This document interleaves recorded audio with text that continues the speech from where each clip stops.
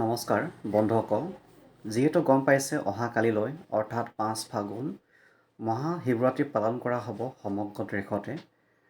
আৰু আজি এই ভিডিঅ'টোত জনাম যে শিৱৰাত্ৰি কিয় পালন কৰা হয়। হয়তো বহুতে জানে, হয়তো বহুতে নাজানে। ঠিক আছে, বলকচোন ভিডিঅ'টো আৰম্ভ কৰোঁ আৰু আপোনালোকক জনাওঁ। বন্ধুসকল, জনাব বিচাৰিছোঁ, যিদিনা শিৱ আৰু শক্তি একলগ হৈছিল তেতিয়া শিৱৰাত্ৰি হয়। লগতে ইয়াতে বহুতো উদাহৰণ আছে, যেনেকৈ ভগৱান শিৱ আৰু পাৰ্বতীৰ মাজত যিদিনা বিবাহপাশত আবদ্ধ হৈছিল তেওঁলোক, সেই দিনটোত শিৱৰাত্ৰি পালন কৰা হয়। আৰু এইটো কোৱা যায় যে দেৱতা আৰু অসুৰসকলৰ মাজত আপোনাৰ সাগৰ মন্থন হৈছিল, আৰু সাগৰ মন্থনত কি হৈছে, বিষাক্ত আপোনালোকৰ বিষ ওলাইছিল। সেই বিষটো ভগৱান শিৱই খাই দিছিলে।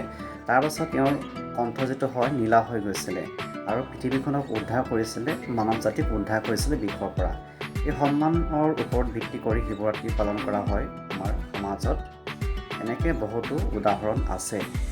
ইয়াৰ উপৰি আমাৰ যিটো গংগা নদী হয়, গংগা নদীত তীব্ৰ বেগত পৃথিৱীলৈ নামি আহিছিলে, আৰু সেইকাৰণে অনিষ্ট হ'বৰ খাতিৰত শিৱই জটাত ধৰি ৰাখিছিলে আৰু পৃথিৱীলৈ লাহে লাহে এৰি দিছিলে।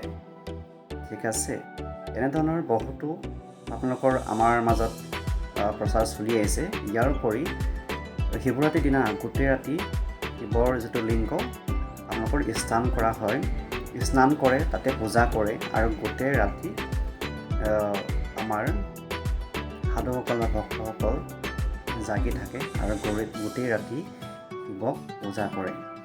আৰু এই সন্মানৰ খাতিৰত এনেকৈ আপোনালোকৰ বহুতো উদাহৰণ আছে যে শিৱই আমাৰ মানৱ জাতি কল্যাণৰ কাৰণে বহুতো কাম কৰি গৈছে বা কল্যাণৰ কাৰণে আমাক জীয়াই ৰাখিছে। তো এইবিলাকৰ কাৰণে আমাৰ শিৱৰাত্ৰি পালন কৰা হয়।